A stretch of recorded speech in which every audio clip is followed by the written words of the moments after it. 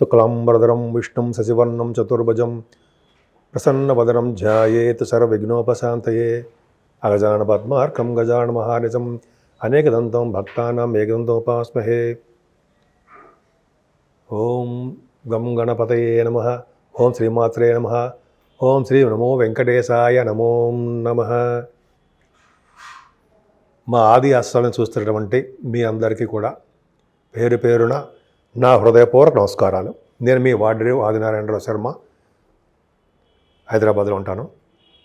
ఇప్పుడు మనం 14th December నుండి 20th డిసెంబర్ వరకు కూడా వివిధ రాసుల వారికి ఎలా ఉండబోతుందో తెలుసుకుందాం. దానికంటే ముందర మీ జాతకాలు తెలుసుకోవాలనుకుంటే మా ఆది అస్ట్రాలజీని సందర్శించవచ్చు. సందర్శించడం కాదు కానీ మీరు ఫోన్ చేయొచ్చండి. అయితే వాట్సాప్లో మీరు మెసేజ్లు పెడితే నేను తప్పకుండా రెస్పాండ్ అవుతాను. నేను షూటింగ్లు రీచా, అదే ఫోన్లు నేను జనాలకు జాతకాలు చెప్పడం రీచా కొద్దిగా ఫోన్ లిఫ్ట్ చేయలేకపోవచ్చు, కానీ మీకు మాత్రం నేను అందుబాటులోనే ఉంటాను. నేనే స్వయంగా మీతో మాట్లాడతాను, ఎవరు మాట్లాడరు. అంతే కదండి. మన ఆది ఆస్ట్రాలజీలో కూడా ముహూర్తాలు పెట్టడము, ముహూర్తాలు అంటే మ్యాచ్ మేకింగ్ కూడా చూస్తూ ఉంటాం కదా. అంటే వధువు వారుల యొక్క జాతక పరిశీలన అదొకటి. మంచి మంచి ముహూర్తాలు, పెళ్లి ముహూర్తాలు కానీ గృహప్రవేశ ముహూర్తాలు, ఇవన్నీ కూడా మన ఆది ఆస్ట్రాలజీ తరఫున నేనే పెడతాను. నేను CMA కూడా చదివానండి. CMA అంటే cost and management accountant, senior accounts ఆఫీసర్గా నేను చేశాను సింగరేణి కాలేజ్లో. At the same time MA astrology చేశాను. ప్లస్ నాకు 35 years ఆఫ్ ఎక్స్పీరియన్స్ ఇందులో ఉంది. అది పెద్ద గ్రేట్నెస్ ఏం కాదు, ఇంకా చదువుకుంటూ ఉంటా. అసలు పక్కకు పెడదాం. ఏదైనా మీ జాతకాలు తెలుసుకోవాలనుకుంటే తప్పకుండా సందర్శించవచ్చు. అంతేకాదండి, వాస్తు సంబంధించినటువంటి డౌట్లు కూడా మీరు ఏమైనా ఉంటే మీరు మమ్మల్ని నాకు ఫోన్ చేయొచ్చు. తప్పకుండా నేను పరిష్కార మార్గాలు కూడా చెప్తాను. ఇప్పుడు మనం ప్రతి 12 రాసుల వారికి ఏ గ్రహానికి ఏ ఫలితాలు ఉంటాయి, ఏ పరిష్కార మార్గాలు సూచించుకోవాలి, అంతేకాకుండా ఏ గ్రహానికి ఏ పూజలు చేసుకోవాలని ఇప్పుడు తెలుసుకుందామండి. ముందుగా మేషరాశి నుండి మీనరాశి వారి వరకు కూడా 12 రాశుల వారికి శనీశ్వరుడు వలన, రాహు వలన, అష్టమ కేతు వలన కూడా దోషాలు ఉంటాయి. సో ఈ దోష పరిహారం కోసం ముఖ్యంగా ముందర కేతు దోషం చూసుకుందాం. గణపతి ఆరాధన చేయాలండి. అష్టమ స్థానంలో కేతు ఉంటే, సపోజ్ అష్టమ స్థానంలో ఉన్నాడు వాళ్ళకి, అంటే మకర రాశికి అలాగ సప్తమ భావం కానీ అష్టమ భావం కానీ 12th house కానీ ఉంటే ముఖ్యంగా మీరు చేసేవలసిన పూజలు ఏంటంటే గణపతి ఆరాధన.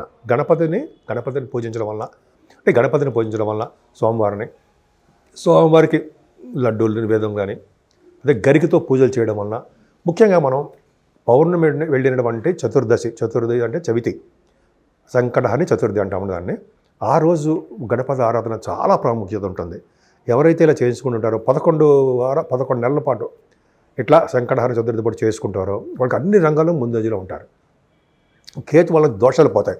అదే అక్కడ సుబ్రహ్మణ్యేశ్వరం ఆరాధన, కుక్కి సుబ్రహ్మణ్య క్షేత్రం దర్శనం కానీ, లేకపోతే మీ దేవాలయాల దర్శనం కానీ చేయడం వల్ల కేతు వల్ల దోషాలు పోతాయి. ముఖ్యంగా రాహు వల్ల కూడా చాలా ప్రాబ్లమ్స్ ఉంటాయండి. ఎందుకంటే రాహు సప్తమంలో ఉన్న, పంచమ స్థానంలో ఉన్న, 12వ భావంలో ఉన్న, అష్టమ భావంలో ఉన్న కూడా దోషకారకుడే. ముఖ్యంగా 5, 7, 12 స్థానాల్లో దోషాన్ని బాగా ఇస్తాడు. కాబట్టి రాహు దోషం పోగొట్టాలంటే కామాఖ్య అమ్మవారి దేవాలయాలు సందర్శించి ఉంటే అద్భుతమైన ఫలితాలు ఉంటాయండి. తక్షణమే ఫలితాలు ఉంటాయి. అంతేకాకుండా మనం అంత దూరం వెళ్ళాం, మన దేవాలయాల్లో మన ఊళ్ళోనే స్వామివారిని పూజించడం వలన, ముఖ్యంగా అమ్మవారు కనకదుర్గ అమ్మవారిని పూజించడం వలన, అంతేకాకుండా పద్మావతి అమ్మవారిని కానీ, లేకపోతే మన పార్వతీదేవి అమ్మవారిని పూజించడం వల్ల కూడా రాహు వల్ల దోషాలు పోతాయి. ముఖ్యంగా మనం చండీ హోమం కానీ, కుంకుమ పూజలు కానీ, అమ్మవారికి ఎర్రటి పుష్పాలతో కానీ మనం పూజ చేసుకుంటూ ఉంటాం. అది చేయడం చాలా మంచిది. ఇంకా వీలుంటే మనం రాహుకేతువులు కాళహస్తి వెళ్ళడం, అక్కడ పూజ చేయించుకోవడం వల్ల రాహు వల్ల వచ్చే దోషాలు, కేతు వల్ల వచ్చే దోషాలు కూడా పరిహారం అవుతాయి. ఇంకా శనీశ్వరుడు ద్వితీయ భావంలో శని మంచివాడు కాదు. అలాగే చతుర్థ భావంలోను, సప్తమ స్థానంలోను, అష్టమ వ్యయభావాల్లో కూడా శనీశ్వరుడు మంచివాడు కాదు, దోషాలను ఆపాదిస్తుంటాడు. సో చాలామందికి ఏళ్ళనడిసరి ప్రభావం అనుకుంటుంటాం. 7.5 years అంటే కదా ఏళ్ళనడిసరి ప్రభావం 7.5 years అని, అలాగే 2.5 years అని మనం చెప్పుకుంటూ ఉంటాం. 4.5 అంటే చతుర్థ భావం అంటే 2.5 years అని చెప్పుకుంటూ ఉంటాం. సో ఇలా కాంబినేషన్ వల్ల శనీశ్వరుడు దోష పరిహారం అవ్వాలంటే 7 శనివారాలు శనీశ్వరుడికి తైలాభిషేకం చేయించడం చాలా ఉత్తమం. అలాగే ఆంజనేయ స్వామి దర్శనము, శివాభిషేకాలు, వెంకటేశ్వర స్వామి వారి దగ్గర అక్కడ దీపారాధన చేయించడం వల్ల సర్వదోషాలు పరిహారం అవుతాయి. ఈ మార్గశిర మాసం కాబట్టి విష్ణువుని పూజించడం వలన తులసి దళాలతోటి అలాగే లక్ష్మీ అమ్మవారిని కలువ పూలతోటి పూజించడం వలన సర్వ శుభాలు, సర్వ సౌఖ్యాలు అన్ని రంగాల్లోనూ ముందంజలో ఉండాలి ఖచ్చితంగా జరగడానికి అవకాశాలు ఉన్నాయి. ముందుగా మిథున రాశిలో గురుడు వక్రగతిలో ఉండడము, కేతు సింహరాశిలో ఉండడము, అలాగే మీకు రవి బుధ శుక్రులు వృశ్చిక రాశిలో ఉండడము. ఈ రవి బుధ శుక్రుల కాంబినేషన్ డాక్టర్స్కి చాలా బాగా పనిచేస్తుందండి. అంతేకాకుండా రవి కుజ శుక్రులు మళ్ళీ ధనుసు రాశిలో ఉండడము, రాహు కుంభరాశిలో ఉండడము, శనీశ్వరుడు మీనరాశిలో ఉండడం జరిగింది. సో ఇలా గ్రహాలు ఏడు గ్రహాలు కూడా 9 గ్రహాలు అంటే మనం చంద్రుడు చెప్పుకోవట్లేదు కాబట్టి 8 గ్రహాలు కూడా పొజిషన్స్ చెప్పాను. సింహరాశి వారికి ఈ వారం మొత్తం చాలా బాగుంది. వాళ్ళు ఇబ్బంది పడే అవసరం లేదు. కానీ మీ రాశిలోనే కేతడం వల్ల చికాకులు, కోపము, మనస్పర్ధలు, ఆవేశాలు, పిరికిదనం, భయం కూడా ఉంటాయి. కానీ మీకు రావాల్సిన సంపదలు మీకు రావండి. మీరు మీ జాతకరీత్యా వేరే వాళ్ళ ఇళ్లలో కానీ దూర ప్రాంతాల్లో కానీ నివసించవలసి వస్తుంది. 12th హౌస్ లార్డ్ ద్వితీయ భావంలో ఉండడం వల్ల కూడా చంద్రుడు ఉండడం వల్ల డబ్బులు ఇస్తూ ఉంటాడు, ఖర్చు పెట్టే చేస్తూ ఉంటాడు. కానీ మీ చెల్లెలు, మీ సోదరమాన్ని చూడడానికి తరచూ ప్రయాణం చేయవలసి వస్తుంది. మీరు వాళ్ళ బాగోగులు తెలుసుకుంటారు. మీకు మంచి ఐడియాలు వస్తాయండి. మీకు కార్యసిద్ధికి మీకు ఎక్కువ, ముఖ్యంగా పనులందు బాగా పట్టుదలగా ఉంటారు. అందుకే శుభవార్తలు కూడా వినడానికి ఈ వారంలో అవకాశాలు ఎక్కువ ఉన్నాయి. కానీ రవి బుధులు బ్రహ్మాండంగా ఉన్నారు. చతుర్థ భావంలో రవి బుధులు ఉన్నారంటే చక్కటి విద్య వస్తుందండి, ఫైనాన్స్ విద్య వస్తుంది. బుధ శుక్రులు కూడా ఉన్నారు అంటే మీకు భూములు కలిగి ఉంటారు. సినిమా రంగంలో కూడా అవకాశాలు ఉంటాయి, నటనా రంగంలో అవకాశాలు ఎక్కువ ఉంటాయి. సంగీత సాహిత్య కళాకారులకి, మ్యూజిక్ వాయించే వాళ్ళకి చతుర్థ భావం పర్ఫెక్ట్గా బాగుంది కాబట్టి ఏమాత్రం ఆలోచించాల్సిన విషయం లేదు. చతుర్థ భావం అంటే మీకు లాభాధిపతి 10th హౌస్ లార్డ్ అండ్ లగ్నాధిపతి కలిసి చతుర్థ భావంలో ఉన్నారు.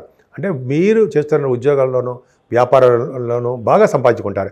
ముఖ్యంగా మీకు అమ్మవారి అంటే స్వామివారి యొక్క ఆశీస్సుల వలన, అమ్మవారి యొక్క ఆశీస్సుల వలన, దేవుళ్ళ వల్ల, దేవతారాధన వల్ల ఆశీస్సుల వల్ల మీకు కొడుకు పుడతాడు.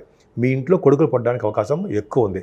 రవి కుజులు పంచమ స్థానంలో ఉన్నారంటే సినిమా రంగంలోనూ, ముఖ్యంగా రాజకీయ రంగంలో పదవులు రావడానికి అవకాశం ఉంది.